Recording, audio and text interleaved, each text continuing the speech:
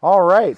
Well, I'm Roger Wesley, the host of Successfully Unemployed, and here we have a gentleman, Mr. Robert Atlas. He is an absolutely amazing gentleman, and we are blessed to have him on the show today because he has a lot of value and a lot of experience to share with us today. And it's absolutely exciting to be here with you today, Robert. How are you doing today? Great. Thanks for having me. I appreciate Fantastic. it. So, tell us a little bit about your entrepreneurial journey. Yeah, you got it. So I guess I'll start from the beginning. Born and raised in New Jersey, moved to Las Vegas when I was 19. Okay. Started a company there when I was 21 years old, a carpet cleaning company called Atlas Brothers Carpet Care, with the idea to get my brothers involved. And I did that for about 12 years, successfully, made a lot of mistakes, ups and downs, starting a company at a very young age. And that was quite the ride.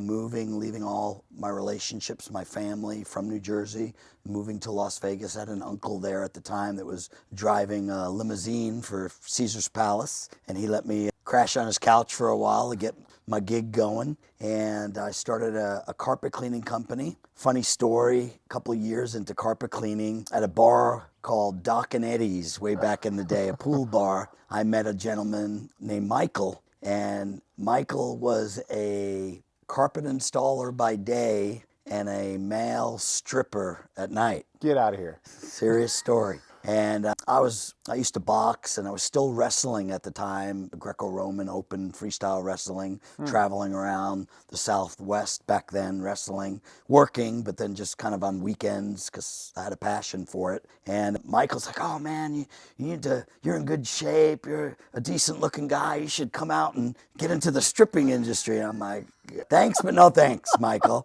But Michael was a carpet installer by day, and we were servicing a lot of apartment communities, like cleaning the carpets when people moved in and out. And very often there was damage in the carpet. I didn't know how to fix like cigarette burns and tears in the carpet. And Michael, being a carpet installer, said, "Hey, can this stuff be fixed?" And he's like, "Oh, absolutely." And I said, "Well, would you mind possibly one day in a vacant apartment, would you come by and I'll pay you for your time? Come by and teach me how to do that." So he came by did it a couple times. He came by, showed me how to fix the carpet. And about a week later, Michael's like, "Listen, I'm going to get into stripping full time. Do you want to buy my carpet repair tools?" And I was like, "Sure." And so I learned carpet repair from a stripper in Las Vegas. Wow. Yeah. Magic Mike. Pretty mad.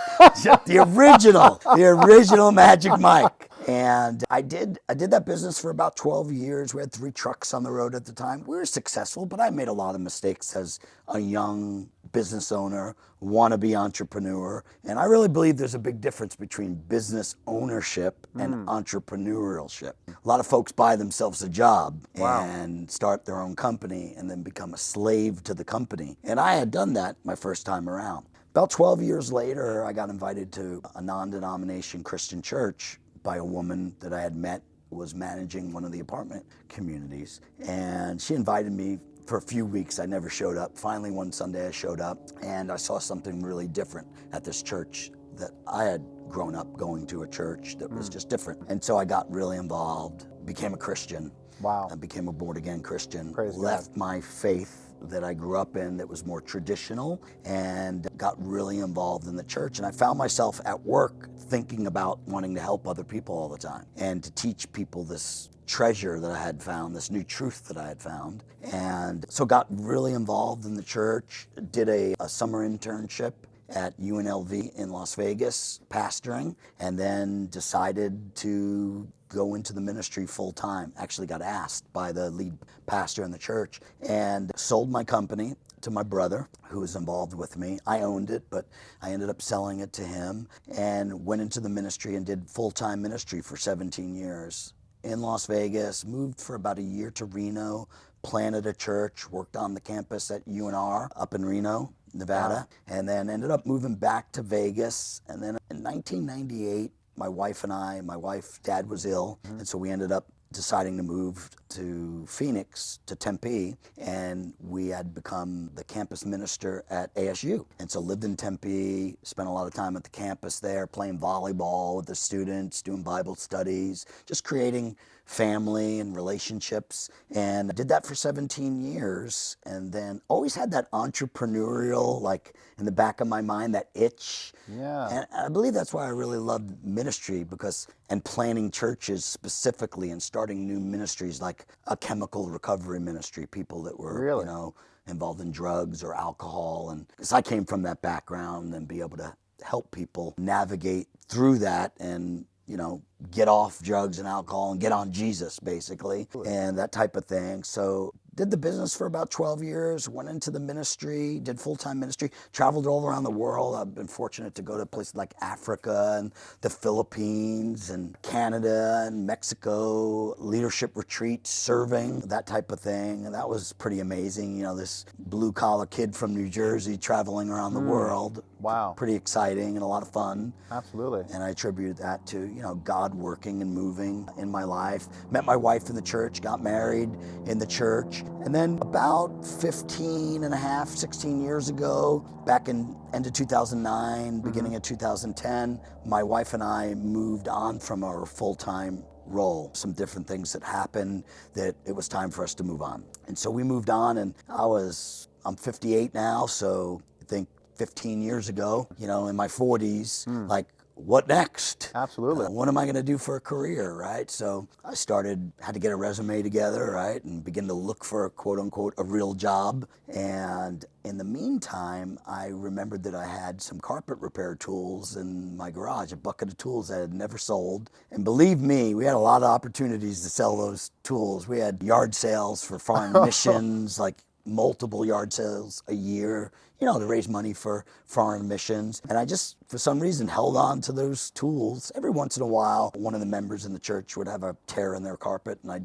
fix it for them for free, and they'd cook me a nice dinner, throw me some cash, that kind of thing. But it was just, you know, very seldom I did that, because we were so busy doing ministry. And so basically, I was dressing up in a suit, looking for a real job, quote unquote, and interviewing back in the beginning of 2010, and we got caught in the whole real estate bubble. Really? I had owned, me and a few friends, 14 homes, new homes that we had bought with a long-term strategy, right, for retirement, because the ministry didn't give you the best retirement plan necessarily, monetarily. Of course. Our needs were met, and we were blessed. But so basically, we had gone through that real estate bubble, had lost some of our homes because of everything that was going on, 2009, 2010. And even this home that we're sitting in right now came about that close to having to forfeit and give it up. Wow. Wow. Pretty amazing. By the grace of God, we saved our home, and a year and a half ago, I paid it off. So, which is kind of exciting, no mortgage, and have some rental properties that I held on to and that I purchased since then. And so I put a Craigslist ad up, you know, carpet repair. I can repair your carpet instead of you replacing it. And as I was dressing up, looking for a sales management type job, because that's my skill set. And long story short, the phone started ringing off the hook from a Craigslist text ad saying that I can, you know, repair your carpet. And it was a shot in the dark, you know, like, how much carpet is there that can be repaired, you know? Right.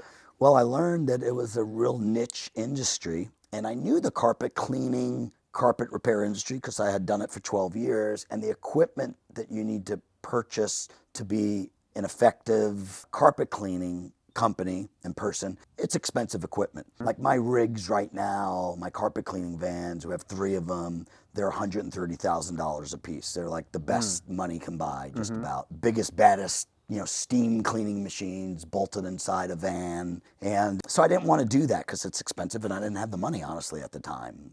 We went through a real challenge back in the end of 2009, 2010, and just having to reinvent myself, starting from scratch. And so that little Craigslist ad, I still have the Excel sheet from when I started my business. I documented every job, every phone number, address, cost, and what the job was, and I started documenting that on an Excel sheet. And I think my first month if I remember right, again, it's, 14 years ago. I think my first month I did something like 2,500. Then we went to like 4,000, then to 8,000. In 4 months, I was up to $16,000 Wow. gluing carpet together. Like, Wow. dogs get locked in a room, the door shuts, slam shut, and the dog or cat digs at the carpet at the bottom of the doorway. Wow. And, carpet's expensive to replace, the whole home. And so people were finding me on Craigslist. And at that time, I didn't know anything about the internet, except for doing my own Google search to find a restaurant. I knew to look for reviews, right? Do a little research before you're going to go out to a restaurant, a hotel. But I didn't know how that whole thing worked. And I began to read a few books about Google and the art of getting 5-star reviews. And my brother-in-law at the time dabbled in building websites. He didn't do it full time. He was a full-time real estate photographer, and he said, I could help build your website, it won't cost you anything. I know you guys are going through a difficult time in transition. So he built me my first website, arizonacarpetrepair.com. And I stopped looking for a real job, quote unquote, and just focused my energy on Arizona carpet repair. And about a year into it and learning how the internet worked, I changed my URL. My company name was Arizona Carpet Repair LLC, but then began to buy different URLs, website addresses, and then begin to build websites, on those URLs. And my main one became phoenixcarpetrepair.com. Okay. So we built that, and then I realized that I was saying no to a lot of people when we were in their homes repairing their carpet. They're like, hey, do you clean carpet? And I was like, no, we don't do that. I really don't have a care. But after so many customers ask, you realize you're leaving a bunch of money on the table. Absolutely. And so I bought my first used carpet cleaning machine at that time. It was on a trailer, great piece of equipment, but bolted into a trailer. And I don't like the trailer setup, so I bought my first van, used van, put the machine in the van, then fully wrapped the truck really nice. Spent like $3,000 on a full wrap on a vehicle. And then just began to learn about branding and marketing my services. Wow. And just kind of realized that we had something here, this little niche business. I'll never forget, I went to a BNI meeting. And what's BNI? Business network meeting, basically. Okay. So basically, a bunch of different industries will meet at a restaurant and do like a breakfast or a lunch, and you'll have like 30 seconds to stand up and give a pitch for your company. And then everyone in that business meeting gives referrals out to each other. I'll never forget the guy that was leading the meeting. He drove a Corvette, sharp looking guy, well put together, and drove this sweet Corvette. And I remember standing up, giving my little 30-second pitch about carpet repair. And he kind of was looking at me, like scratching his head, like, carpet repair? Like, that's a business? And he didn't mean to do it, but it was almost belittling in a sense. Right. Like, wow, he was maybe curious, and maybe it was my own insecurity, just like, yeah, this is a business and I'm doing it and it's really growing. And we started doing carpet cleaning. Then we started doing like wool rug pickup and delivery and cleaning wool rugs, like high-end rugs. Wow. And learning there's, a little niche there. People that have a lot of tile here in Arizona will often have rugs in their rooms because tile is kind of loud and echoey if your whole home is tiled. So then they'll place area rugs. Some of these area rugs can be $20,000 rugs. I mean, you can buy a $500 rug from Home Depot or Pottery Barn, or you can get a $20,000, $25,000, $30,000 rug from, overseas. And so we kind of added that to our business. And basically, as I was driving around in the beginning, my Jeep Wrangler is my personal vehicle, a couple magnets slapped down the side, vistaprint.com, right. business cards, right. like $9.99, like 250 card with the generic tool belt, I mean, that's how I started. And I just began to, put forth the effort and time and ran my business out of my home. And then a couple of years later, hired my first employee. And then I got a second truck and kind of divide and conquered with him. And then soon after that, I just decided, one of my neighbors that lived on my block at the time, he was a handyman. And he's like, hey, I see you just started this business. It seems like it's growing faster than mine. You want to get an office and get our business, out of our homes? And I'm like, yeah, I've been thinking about that. So we found a commercial building where we kind of split the costs. There's kind of a lobby when you walked in, and then 2 separate offices, and then a warehouse in the back. And we kind of split everything down the middle, and we made an operating agreement and decided that whoever grew quicker would kind of buy the other person out of the rental portion of the building. Wow. And my business just started really taking off. And so I ended up talking with him, and we decided that he could stay at the building, take over all of the payments and run it, and I'd get another place. And he's like, hey, you're growing faster, you stay, I'll move. And took on the building myself and began to get a couple more trucks,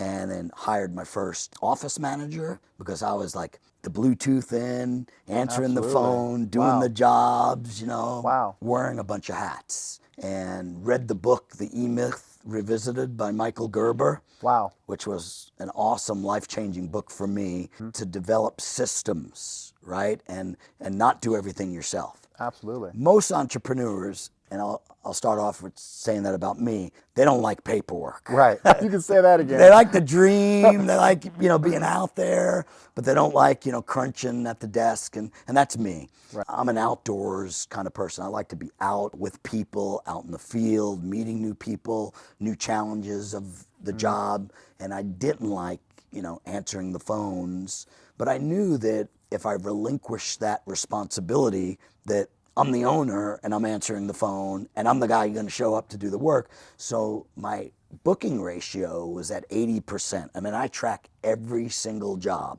And still to this day, now we use a CRM, a customer relationship management system to do that. So, Mr., let me stop you, because you are, I mean, what you've given us just now has been a masterclass in the last 7 minutes. Yeah. So let me ask you this. When you first got your start in the very beginning, you know, what was your job background? What type of, you know, traditional job did you have? Did you have any W-2 jobs before you started your business? Yeah. So I was the milk boy in my hometown in New Jersey, 10 years old. Wow. And literally 3 days a week, I would get up 4:30 in the morning, meet my boss, this old Italian guy, looked like the Penguin from the Batman movie, smoked a cigar and kind of wobbled around. At 10 years old? At 10 years old, man. Wow. And he hired me because the guy, Billy, that was working kind of moved on to another job. And Monday, Wednesday, and Fridays, I would get up at 4:30, I'd meet him at 5, and I'd work 3 hours from 5 a.m. till 8 o'clock in the morning delivering milk. Literally running up to people's doorstep with a half gallon of milk, a quart of orange juice, and a quart of half and half. And I did that Monday, Wednesday, and Friday. So that was my first job. Wow. At 10 years old. I don't even know if that's illegal. I was going to child labor laws in effect. Well, I come from a single mom, 4 boys, and I was smart enough to realize that my mom could only afford so much. So my mom could only afford certain types of clothing that I didn't like at that time. Wow. And so I realized, listen, if I wanted something, I had to work for it and earn it. I was 13 years old, and I worked for another job that I worked with was a summer job working for the government. And it was called CETA, if I'm not mistaken. But we would work and we would strip and wax floors in our grammar school and elementary school. So the summer the school would be shut down, and we would work for the head janitor of the school, and we'd paint all the classrooms, we'd strip and wax all the floors. And so I remember one summer, I've always been the guy that see the bike or the car in the showroom and like dream to get it, and then do what it would take to get that bike, car, whatever. Wow. From my first pair of roller skates, they were in the window with black leather boots with flames on the side, and they were like $90 at the time. You know, I wanted those roller skates, and I worked to get them and went in that store and bought those roller skates. Wow. I did that. My first pair of roller skates, my first BMX bike. My mom couldn't afford the taste of bike that I wanted. Absolutely. So I worked all summer and bought that bike, all the way up to cars and trucks that I have bought. Set a goal in my mind. And so back to your question, W-2 jobs from 10 years old, I worked, and I don't think that first job was a W-2 job, of course. It was, you know, a job, 3 hours a day, 3 days a week, $4 an hour plus tips back in the day. And then I went from working the summer jobs to when I was 16, 17 in high school, I worked for like a ShopRite where you bag groceries, and then got off on some other entrepreneurial road that were a little bit out of the ordinary. The whole party life set in as a young single guy living in New Jersey. doing things that I probably shouldn't have been doing back then. Not shouldn't have, not maybe, I should have Right, been for doing. sure, right? But that's just kind of where my life had led. So yeah, I worked W-2 jobs. My ministry job was a W-2 job for 17 years. Wow. Where, time for money, right? Although if you added up the hours that I worked in my ministry job, I probably made less than my $4 an hour job for the amount of time that I put in. Right, absolute labor Because of love. it was a labor of love. I felt called to do it. It was a 7-day-a-week type thing. And I've always had a hard time turning off work. Like, if I like what I'm doing and I'm passionate about, I'm going to give my all to it. So I've always been that way from a little boy working for that bicycle, those roller skates, that first car or truck. I've always been that way. So yeah, and realize that it's a time for money type thing, that I'm never going to be ultra successful or make the kind of money that some people dream to make, clocking in 8 hours, 9 hours a day. Absolutely. Which led me to starting, my first business. Actually, when I moved to Las Vegas from New Jersey, I was going to join the Navy, and I went down to the recruiter's office, and me and the recruiter kind of got into it a little bit. He was, pretty rigid guy, and I'm a young Italian from New Jersey. Didn't like people telling me what to do, and I knew that, joining the military, obviously I'd have to submit to that. I was willing to do that, but me and this guy just didn't hit it off real well.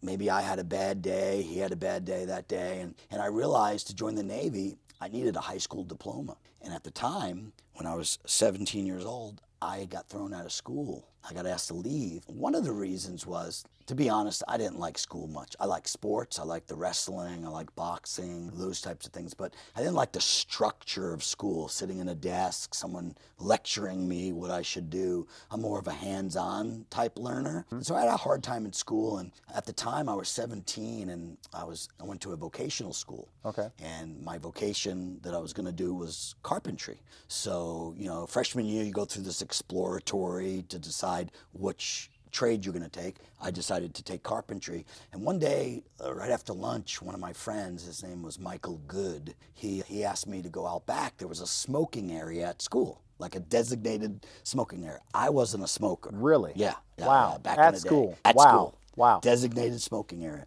So he said, hey, I want to go have a cigarette before carpentry begins after lunch. Do you want to come? And I never went out there because I didn't smoke. I've never been a smoker. Right. And so I went out with him. We're sitting, and lo and behold, they were retarring the roof. And the roof of the school that I went to was multiple stories tall. Well, a 40-foot aluminum ladder fell off the school roof and hit 11 of us. And I was one of the 11 that got hit. And I put up my arms because the 40-foot aluminum ladder fell off the school roof, bounced off the bleachers and came right toward us. I put up my wrist to block from hitting my face and fractured both my wrists. Wow. And so I ended up suing at 17 years old by myself, went down, found a local lawyer and said, hey, this is what happened. It really messed with my wrestling career, and that was really my focus. Joining the Navy, I was hoping to wrestle for the Navy. Wow. That was my What a dream. dream. Yeah, it was. Yeah. And so that kind of got, derailed a little bit. I ended up suing the high school, and then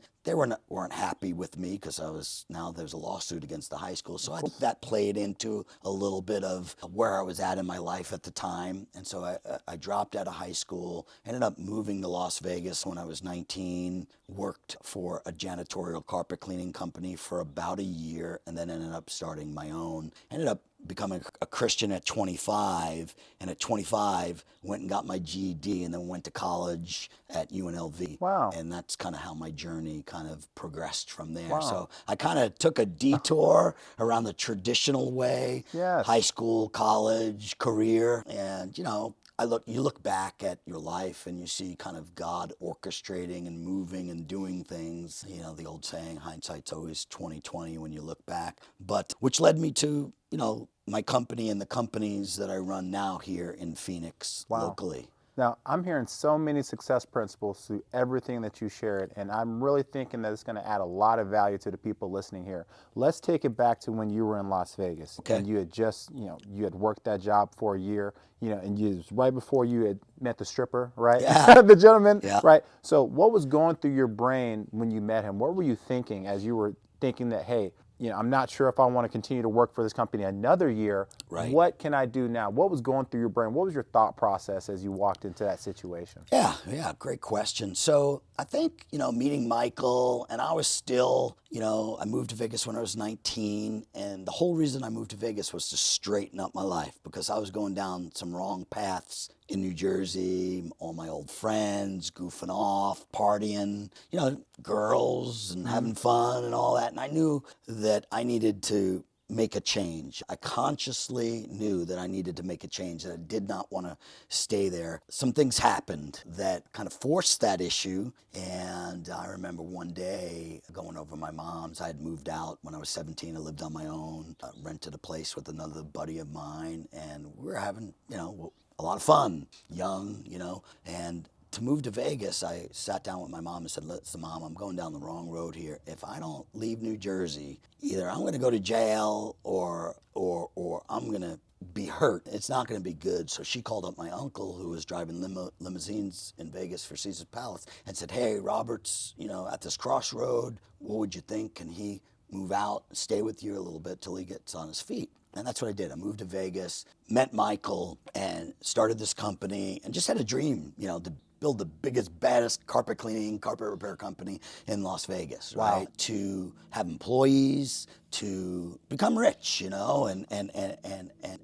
be able to do and pursue the things I really enjoyed in life, my passions.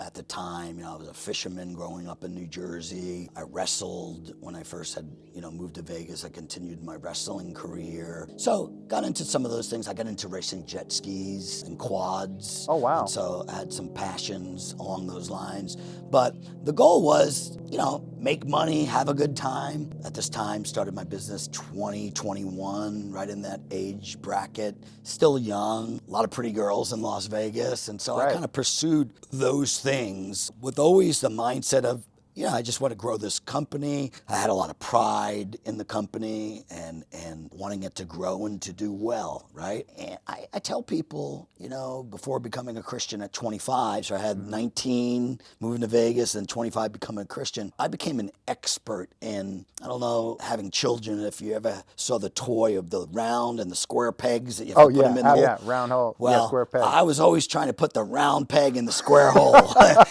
and hammer it in there, right? To make it fit, right? So it was one of those things to where, I was trying to do the right thing. I knew, telling Michael, that I didn't want to go down that path that he was going down. I knew that, I'd lived that way, that promiscuous life and making mistakes and just running after money. And then I became a Christian and found out, how to put the round peg in the round hole. Right. And getting, a relationship with Christ and beginning to read my Bible and pray, and things just started really falling into place, and then being asked to do an internship and becoming a full-time, going back to school and becoming a full-time pastor, and really just serving and helping people and making a difference. I mean, I had a huge impact on one of my brothers became a Christian, my mom and my stepdad became Christians, my grandmother, and we all grew up in a certain faith. And to leave that faith, like something was wrong with you almost. Right, absolutely. And I made a decision as an adult at 25 years old that how I was living wasn't adding up to what I was studying for myself in my Bible. So I began to make changes. Wow, that's wonderful. And kind of that, led one thing to the other. Sold the business, became a pastor, moved here to Phoenix, to Tempe, to work on this campus with college kids. These college kids leave home for the first time. Woo! College. Right. Yep. So to try to direct them in a positive way and encourage them, not to go too crazy, right? To kind of get it on straight. And that was really rewarding for me. And then I was asked, a couple of years after doing that, to lead a church in the East Valley, the Mesa, Tempe area, congregation of a little over 600 members. And then years later, I was asked to plant a church, to come out to Goodyear, where we're at now, to plant a church out here. We started, from scratch, planted like a satellite version of the church, and had a lot of success, great impact, helping people learn about Christ from what the Bible teaches, doing marriages, funerals, and Wow. everything in between. Wow. So it was really rewarding traveling around the world, Wow. doing foreign missions Now, work. now, Mr. Atlas, we were chatting a little bit before offline, but I've been calling you Mr. Atlas. I should have changed your name to the most interesting man in the world. There's so Yeah. much stuff we were chatting about offline that we didn't even get the chance to cover here in this podcast. I mean, Right. just amazing things that you've shared so far. I mean, from the gentleman in Las Vegas, from how strong your faith was and how it's affected you in business and in life. And I have another question for you. Yeah. Let me ask you, how has your faith shaped your business life? How has it shaped your progression, becoming, successfully unemployed and now running your own business and being extremely successful with that? Yeah, I think one of the passages in Colossians, it talks about whatever you do, do it with all your heart as serving the Lord. I've always had this drive, whatever I do, to give all my heart to it. Like, be passionate about it. If you're going to be a garbage man, be the best garbage man there is, right? Whatever you do, Absolutely. give your heart. And so getting out of the ministry was really difficult for my wife and I and our family. We went through a very challenging time. We were really hurt from some of the stuff we went through. So we kind of retreated, kind of pulled back a little bit in our faith, kind of did our own thing spiritually for a while. And quite honestly, the last 15 years, there have been some dark times, running after the entrepreneurial dream and being successful and making money and traveling. I've been able to do all of that very successfully, and yet not have Christ as the center of my life. Wow. And so recently, the last 8 months, 7 months, I've made some decisions to just refocus and kind of come out of the foxhole, if you will, from being shot at and hurt, to really exercising my faith again and really beginning to walk with the Lord again on a daily basis and really surrender my business and my life back to the Lord, recommitting, if you will, back to the Lord. And it's been phenomenal on so many levels, challenging, facing some real challenges as we sit here. I've been to my office twice in the last 31 days. Okay, hold on. Last 31 days, you've been to your office twice. Twice. And what's this office? This is for your carpet business? It's for my Phoenix Carpet Repair. I actually run 2 companies from that location. I run Phoenix Carpet Repair and Cleaning, which is its own LLC, its own industry with multiple trucks servicing the valley. I have 2 full-time girls in my office answering my phones, doing marketing strategies that I have taught them, and they answer my phones, they book the jobs. Kim, she's been with me going on 11 years 11 now. years. Yeah. Same employee. Same employee. Wow. Bethany's been with me, just crossed over the 8-year mark. Wow. Brandon, one of my carpet repair and cleaning techs, great family man, hard worker. He's been with me going on 9 years. So just creating, I want to say family, but sometimes there can be lines where you can cross with employees, and I've learned from making mistakes in my first business where to draw those lines, create a great culture, a family-like atmosphere. But when we're at work, it's work. Absolutely. And we're there to work, and we're there to really focus on the business. And then I started a company about 4 years ago called Phoenix Water Damage. Okay. And now we're doing water restoration jobs, much larger sales ticket jobs. Like, people like, it floods in Arizona, and most flood work comes from appliances. Really? When you think about how many million homes there are in the metro Phoenix area, well, every home has a toilet, every sink, and every toilet has a supply line that's a failure point. It's a metal line about 12 inches, and they fail because of the hard water. Every sink has 2 supply lines, hot and cold water. Really? Every refrigerator, most refrigerators have an ice maker. Major failure point in your home. It's a plastic line, and they get brittle and they break, and that's pressurized water. You have water heaters, RO systems. All of those things fail. It's not if, it's when. Really? And when they fail, they usually cause a mess. And so we go in with very high-end thermal imaging cameras where we can see the water inside the walls and, develop a dry plan to get their home dry and get it put back together as if it never happened. Wow. And so pretty neat. The carpet repair business kind of gave birth to Phoenix water damage. And one of the most exciting things that I love sharing about and talking about as far as in my entrepreneurial journey, I realized as I bought a home and then slowly bought 14 homes with friends. I didn't own them all myself. We had some partnerships. I realized, wow, if I can buy one home, we can buy 2 homes, 3 homes, and have a retirement plan. Well, in the same way, while I was driving around here in Phoenix and I started, Arizona Carpet Repair, which led to Phoenix Carpet Repair, I went online and did some research and bought URLs, like web addresses. Really? Tell me more. Yeah, so what I did is I did some research and found cities throughout the United States, Canada, and Europe that had 1 million in population or more, right? And so what I would do is I would buy that URL. So for instance, I own Las Vegas CarpetRepair.com here in the States, Denver Carpet Repair, New Jersey Carpet Repair, Baltimore Carpet Repair, Maryland Carpet Repair, Albuquerque, New Mexico Carpet Repair, Tucson Carpet Repair. And what I began to do is I had a friend of mine who was a pastor. He was in Dallas, and he called me one day, and I was calling him once a week to share the good news about my business, because making that transition from being a pastor for so many years and transferring that gift set to a secular job, right, had its challenges, right? I never put together a resume before in my life. Now I had to put a resume together, right?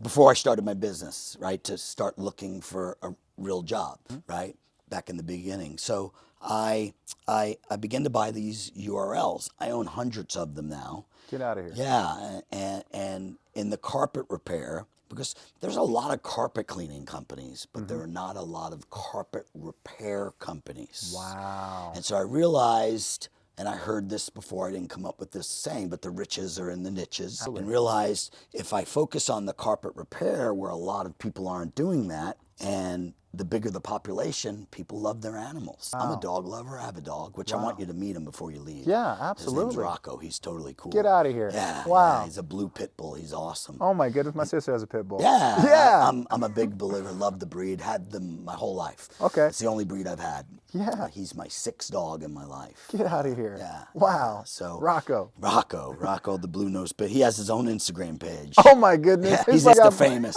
I love that. Wow. He totally is. So just realizing how the internet worked, right? And Facebook, and realizing how Facebook kind of connects people. So a friend of mine from Dallas, Ed Doss, his name's Ed, he's a good personal friend of mine. We served here in the ministry together. He got out of the ministry for different reasons too and moved on and went into the secular world, and he had a couple jobs, and he called me up one day and he's like, I see all your pictures you're posting on Facebook, big hole in the carpet, now it's repaired, right? A big bump in the carpet, now it's tight and smooth. The carpet was dirty, now it's clean. He said, is that something you can teach me? I said, absolutely. So I said, actually, let's pick a week time.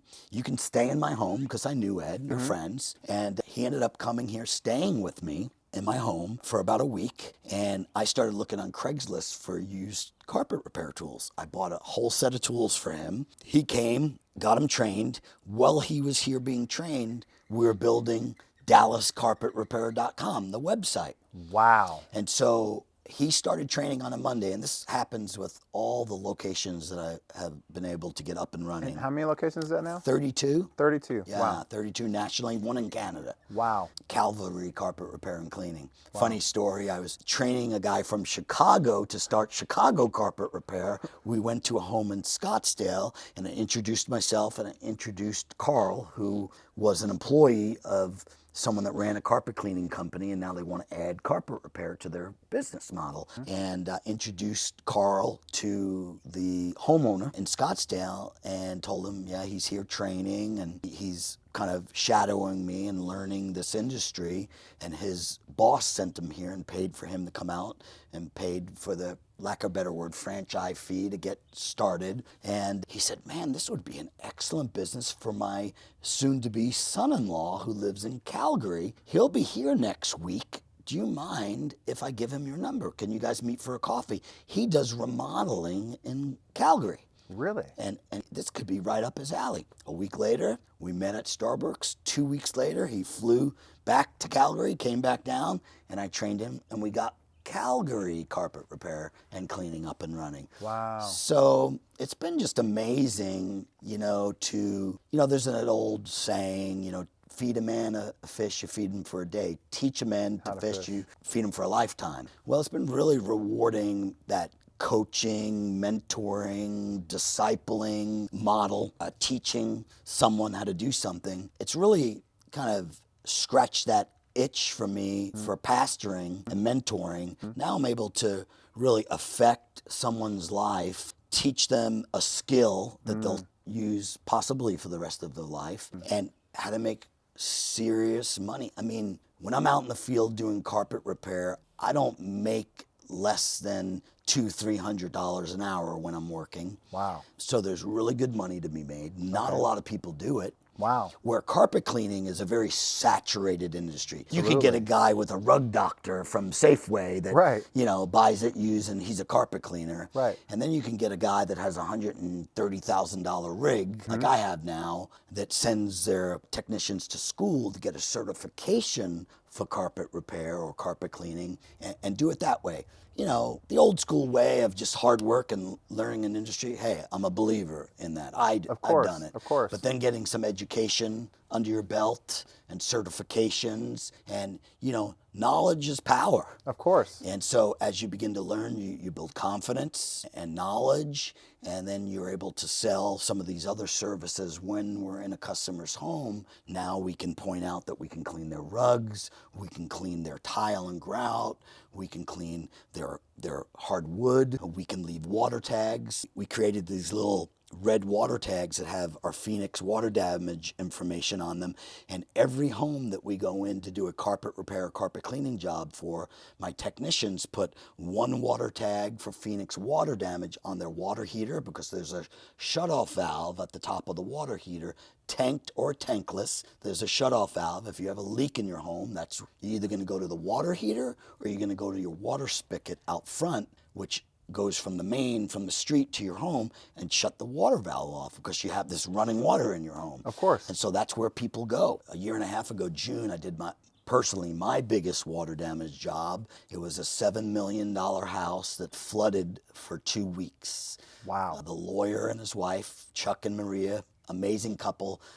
We've become friends. They've taken me out to dinner personally to thank me for the work that I did in their home. It was like a $1.3 million job. Wow. My company in 8 days made $145,000. That is amazing. From setting up drying equipment. And so when you set up this drying equipment, you set it up, you make sure it's all running properly, you take photographs, and then you go home and that equipment runs. So as that equipment's running, while I'm home sleeping, we're making money. Wow. And it's a need, right? When someone's home floods and there's water inside the walls, those walls need to be cut to release the moisture. The 2x4s and the sill plate and all the framing is wet now. There's drywall covering that. You can't get air in there to dry that. And so we've kind of progressed into this water. Now I'm doing some training, not only training carpet repair guys nationally, now I'm starting to train water damage guys nationally and start water damage businesses. Wow. So it's been really rewarding. I'll tell you a quick story. There was a young guy, he contacted me off a podcast. Okay. And I've had multiple guys find me from podcasts and interviews that I've done that have reached out to me and said, hey, I'm interested. Tell me more about this business model. It's something I might be able to do. And this gentleman, his name's David. He's in Orange County. Okay. Amazing area, arguably one of the most beautiful areas in the United States. Wow. Big time money, Newport Beach, Laguna Beach. He'll call me regularly. We talk 3-4 times a week, David and I. We become good friends. A year after I trained him, he took me to Cancun for a week vacation, paid for the whole vacation, just to thank me for teaching him this trade that he's making $1,000, $1,500 a day and growing his business there. And I've been just to mentor him and be a friend and teach him all the mistakes that I've made so he doesn't make them. But it's been just amazing. Earlier, I had mentioned that I'd been to my office twice. In 31 days. In 31 days. And that's really cool. I had to have some spinal surgery. I had a nerve issue in my left leg where I had a cyst that grew, so they had to remove the cyst. I'm a mountain biker. I love to mountain bike. I mountain bike 2-3 times a week, 50, 60 miles a week on the regular for the last 9 years.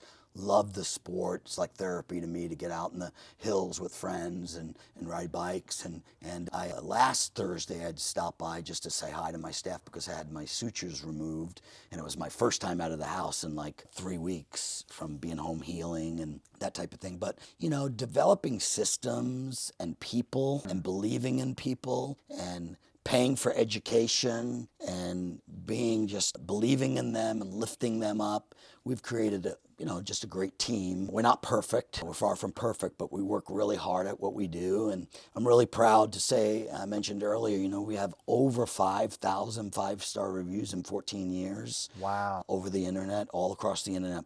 Better Business Bureau, Yelp, Angie's List, front page of Google. Wow. I got a 5-star review from one of my techs yesterday because I get the email when they come in. Of course. And, while I'm gone, they're still getting 5-star reviews. Wow. So it's really encouraging that I'm able to, obviously not be at work. And I miss working. Absolutely. Honestly, I enjoy working because working involves people. And I really enjoy meeting new people. I've been in the owner of the Suns, well, it's a new owner now, but Starver's house. I've been in his home repairing his carpet. I've been in very famous people, from people that are, living in $10-12 million homes on top of Camelback Mountain overlooking the city, to Really? Paradise Valley, to, 100, maybe they're $200,000-300,000 condos now with the price of home. Inflation. And everything in between. But it all comes back to people, and then, doing what you say you're going to do, showing up when you say you're going to show up,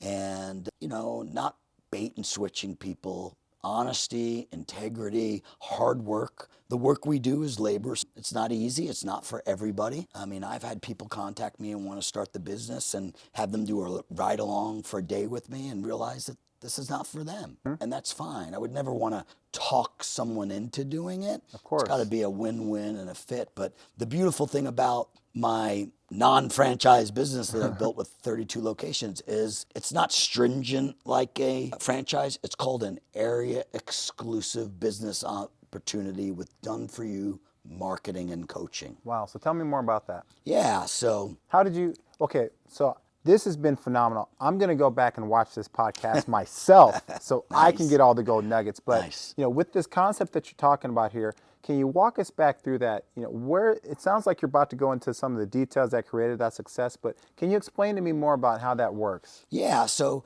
number one, I really believe that in business, like lots of people want to start a business, and lots of folks buy themselves a job.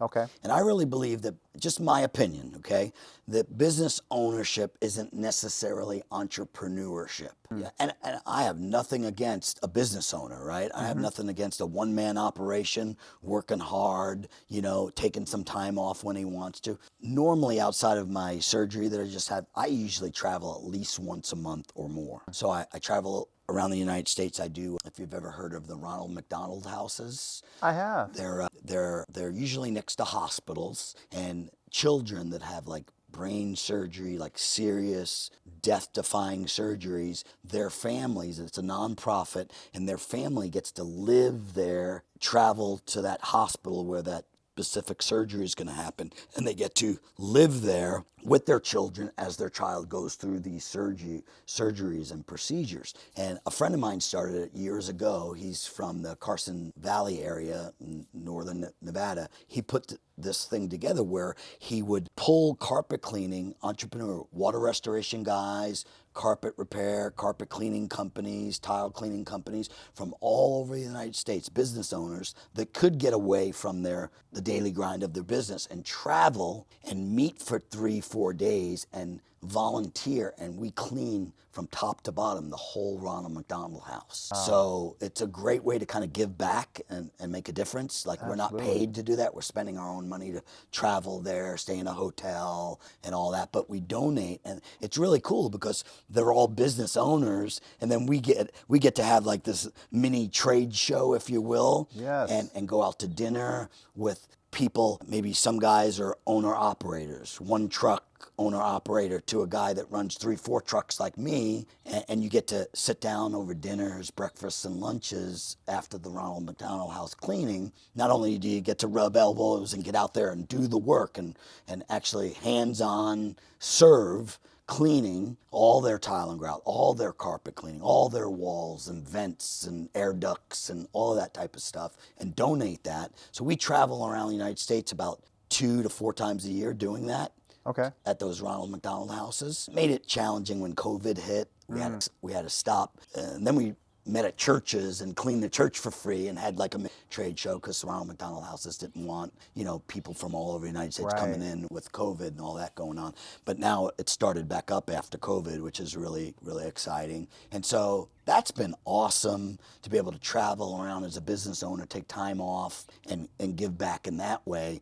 Not only to the Ronald McDonald House, but then have breakfast, lunch, and dinners with other business owners, entrepreneurs, and rub elbows with people you see on Facebook and send a message to. But now we're in person, and we're like you and I right here, sitting down, talking, and just dreaming together and coming up with ideas and finding out what's working for them in marketing, that type of stuff. And Facebook has been amazing. It's a free platform, and I've been able to post a lot on there and find people that would be interested in doing what I do. And then, again, the internet, like if it wasn't for Google, I'd be a 2, 3, 4 truck operation just here in Phoenix. Wow, so the internet really helped you expand your business. Oh, yeah, 100%. Oh, my goodness. Facebook, the whole internet, but Facebook primarily. And what I do, not only do we build the website for like DallasCarpetRepair.com, not only do we build the website, have a phone number that records every phone call for training purposes, but we do the marketing, the marketing strategies to get the phone to ring. So for instance, Ed, he started training on a Monday. Funny story. He started training on a Monday, and I tell these guys, hey, when you're training, we're in customers' homes, you can't be on your phone. Of course. Put it on vibrate, and when we jump in the truck, you can call back who you need to call back. Well, Ed, on a Saturday, he's there on a Monday. That Saturday gets a call for a job back in Dallas. So he's not even done with his training. He never held a carpet knife in his hand before, ever in his life. He's not in this industry, didn't come from this industry. I'm teaching him in a week's time, like I'm talking 15-hour days. I mean, we're out in the field doing this work, hands-on. He's shadowing me, and then we're going back to my warehouse. I have a full warehouse where I have an area set up to learn carpet repair. So we're out from 8 in the morning till 5, 6 o'clock doing jobs in real customers' homes. He's watching me model getting 5-star reviews, and I've become pretty good at getting a 5-star review before even leaving the home. Wow. Which is pretty exciting when someone's so happy that they're not only willing to pay you for the work that you did, possibly tip you, then also write a 5-star review for you. Absolutely. Ed gets a call back in Dallas to do his first carpet stretching job on Monday. So he's all excited, right? He steps out, he takes the call, he books the job, and we get done with the job we're working on. We get in the truck and we talk through it, and this is what you're gonna need. And when these guys come for training, they also get all the tools to bring back to their prospective state. Wow. And I have these tools measured because I've learned the only airline that allows you 2 bags to fly free is Southwest Airlines. So we literally have the tools weigh under 50 pounds. So they're not charged extra money to get them on the plane to bring them back to their state that they're coming from, right? Unless they drive in. And how did I learn that? Well, the second guy I trained flew Delta, and he had to pay extra money for his bags. He was up, right? So you live and you learn. Of course. So Ed books this job Monday morning. I tell him he flies out on Sunday back home. I say, hey, Monday morning when you get to the job, I'll be expecting a call if you need any help. He's going to go do a real job, So I don't know this till later, but I wait about an hour and a half. I don't hear from Ed. So I text him, hey, is everything going good with the job? He doesn't answer. I text him back, and I don't give up. I'm going to keep pushing through till I get through. He's my friend, Right. I could bother him. Yeah. Anyway, he finally texted me back. He says, I'm mad at you. I can't talk to you right now. So that's a green light for me now to call him. Of course. So I call him. I go, what do you mean you're mad at me? What did I do? He's like, I'm in the hospital. What? You're in the hospital? What happened? He goes, bro, you're never going to believe what happened. I go, no, go ahead, tell me. He goes, I give the guy a 30-minute courtesy call, like you taught me to do. I pull up to the house. There's these big iron gates. It's like a quarter-mile driveway up to this multi-million-dollar house. I'm greeted out front by a butler.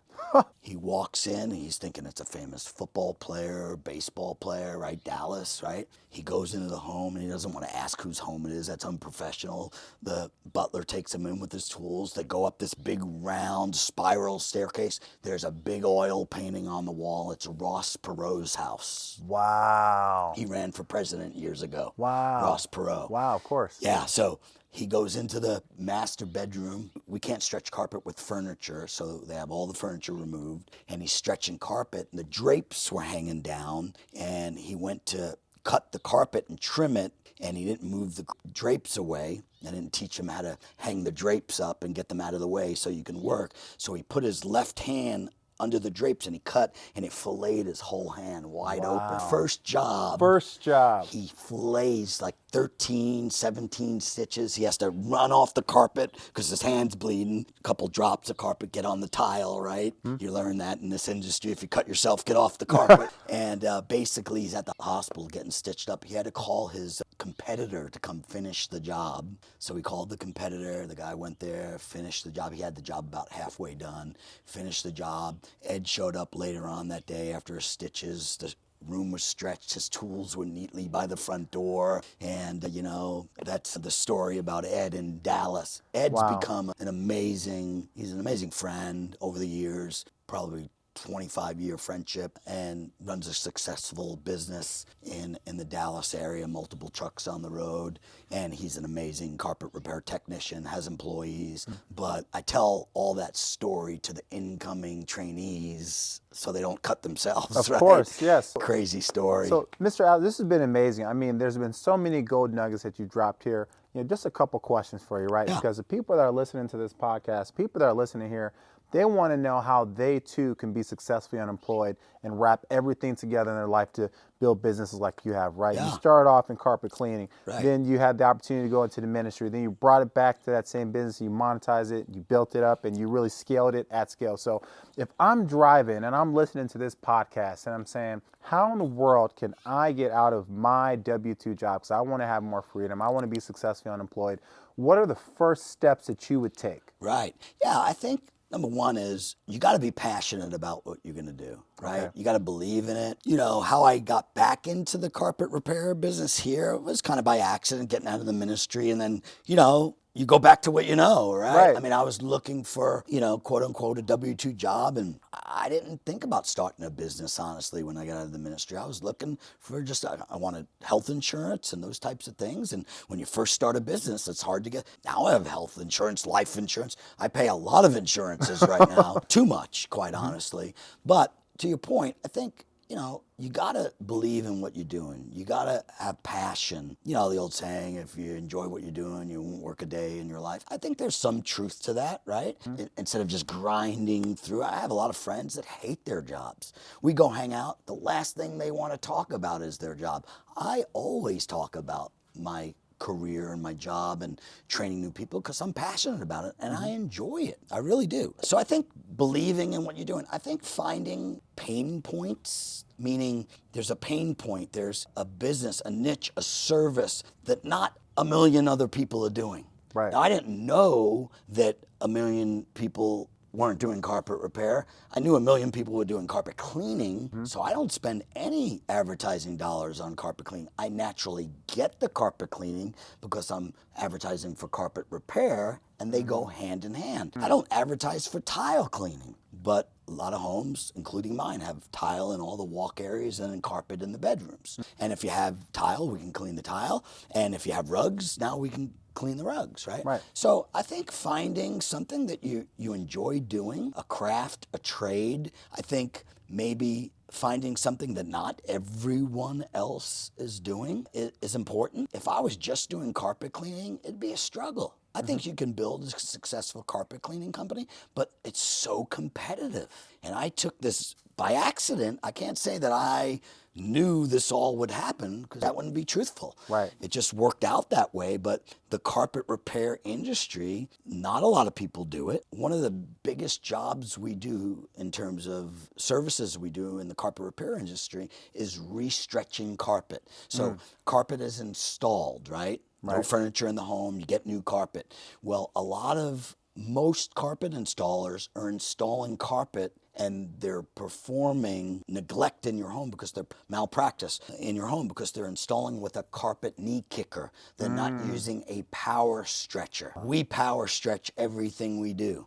My knees are perfect because I'm not slamming into a knee kicker all day trying to install. So for instance, 2,400 square foot home. If you get, say you have 1,500, 1,800 square foot of carpet, you'll get 2 or 3 guys show up, hardworking dudes. They're gonna come in with knee kickers, and they're gonna knee kick the carpet in, and you're gonna think, wow, this carpet's beautiful, thank you so much. But in a year to 2 years, that carpet is gonna form speed bumps. They're called carpet ripples. Bumps in the carpet because they never got the carpet drum tight to begin with. And we use the tool that you're supposed to use to install, although we don't install, we just restretch carpet. So we do a lot of restretching carpet here and nationally through all my locations because of carpet installers installing the carpet incorrectly. They had an uncle that did it, and hard worker, and they imitated what their uncle did, but they never got the education. They never went to school for it to learn to use the right tools and to basically follow standards, and there are standards for installing carpet. And so, again, back to your original question, I think passion, I think the riches are in the niches, finding a niche. Okay. You know, right now Bitcoin is all popular, right? Something different, something unique. Right. You know, who knows what's going to happen with all that, but it's something new, and there's a buzz about it. Right. Because it's different from traditional money, right? So I think finding something that may be a little bit different, that's a niche business, and then, you know, learning. I tell people all the time, listen, you can be the best plumber, you can be the best electrician, you could be the best roofer, you could be the best doctor, but if people don't know who you are, how are they going to find you? Right.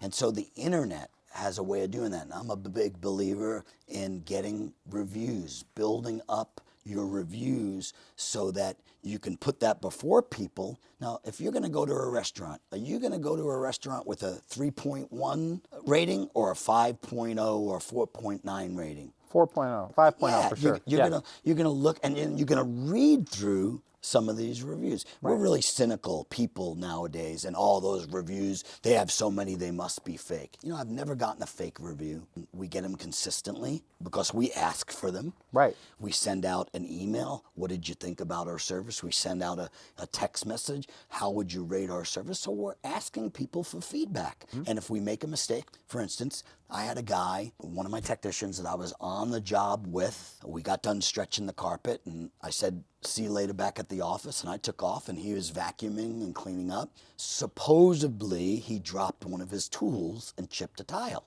Ooh. Now, the owner of the home was there when I was there, and his renter was still there moving furniture down on that tile. They called us and they accused us of busting the tile. I asked my technician, he said, absolutely not. I don't believe I dropped my tool. I don't remember dropping my tool. And if I did, I would have told you. And so now I'm in a situation where he said, she said. My employee says he didn't do it. The renter's there, and he's saying that my employee did it. And so you know what we did? We paid $250 to have someone come out and replace the tile. Wow. And so stand behind what you do. Wow. For $250 to ruin my reputation, would it be worth the $250? Absolutely not. Wow, that's amazing. So just standing behind what you do, sometimes it costs money to stand behind what you do. Absolutely. And so I was in this predicament, you know, there with, I asked my technician, he said no. You know, the renter saying my technician did it because maybe he did it, but he doesn't want to pay for the tile. You know, so we just fixed it.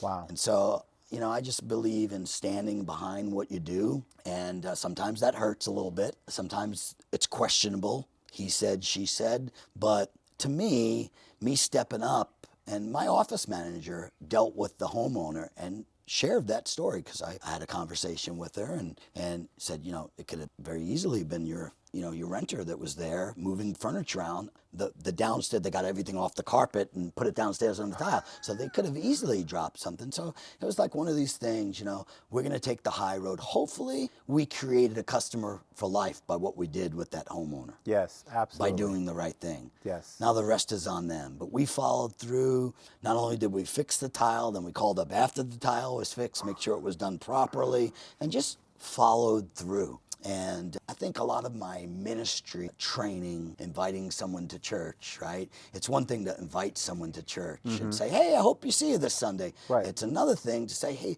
here's my phone number. Can I get your phone number? Do you mind if I call you Saturday and touch base with you? Because I'm going to save you a seat in the front row next to me on Absolutely. Sunday. And I just want to make sure that you have directions, you know what time it is, and that follow through, right? That follow up. And I think a lot of companies fall short in that arena of following through and following up, asking for a review. I don't think there's anything wrong with asking about the service that was provided and asking honestly. Right. If there's something that we can do better next time, I want to know about it. Yes. Because I'm not at every job nowadays with employees. Absolutely. And I want to know that my employees are doing a good job and they're taking care of people. And one of the ways I do that is I monitor their 5-star reviews. And if one of my employees is going a few days, a week without getting a 5-star review, something's going on. Let's talk about it. Let's see how we can improve. Wow. No one's in trouble. Just want to see how we can improve and do a better job. And that starts with me and my leadership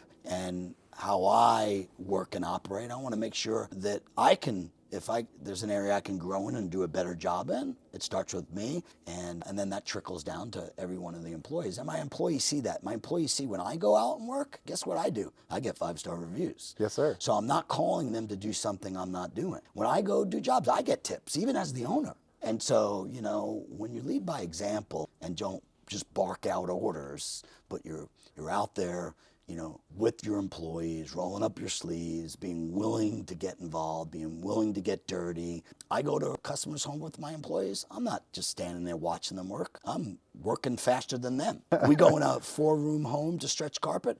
Usually I'll have 3 rooms stretched before they have the 1-room stretch. Wow. Because I know the business. I've been doing it longer than them. But I enjoy what I'm doing, and I want to show them by inspiration, that you can be quick and do a good job, be thorough, get a 5-star review, possibly get a Coke or water, and possibly a tip. Yes. And everyone's happy. It's a win-win situation. So. Wow. Wow. Thank you so much, Mr. Ellis. This has been absolutely amazing. You're welcome. This whole podcast was a masterclass. I'm going to go back. There's so many gold nuggets, so many wonderful things that you shared. Let me ask you this. For anyone that's out there listening, anyone that wants to get in contact with you, want to learn a little bit more about your businesses, I know we're chatting a little bit offline. I think you said you had 4 businesses. You have a lot of things going. Carpet repair obviously is your bread and butter, but how can someone get in contact with you if they want to learn more from you? Yeah. So I'll give you my cell number. Okay. 623-826-9075. That's my personal cell. Okay. I answer my phone, and if I don't answer, that means I'm with someone, and I call back within the hour. I'm very diligent about phone calls and business. I don't mess around with that. And then my email, I have multiple emails, but probably I'll give my Gmail, Phoenix, spelled out Phoenix, P-N-I-X, carpetrepair@gmail.com. Excellent. So either way, if you have any questions, even if it's not a good fit and you just have some questions that maybe you want to model some of the things we talked about today, 5-star reviews, systems, I have no problem sharing information and talking about business. I really enjoy doing it. Wow. So. And that's how we've had such a great time today. Thank you so much, Mr. Atlas. Oh, you got it. I really Thank appreciate you. it. Thank you. I appreciate you. Absolutely. Thanks so much. Yes. Awesome.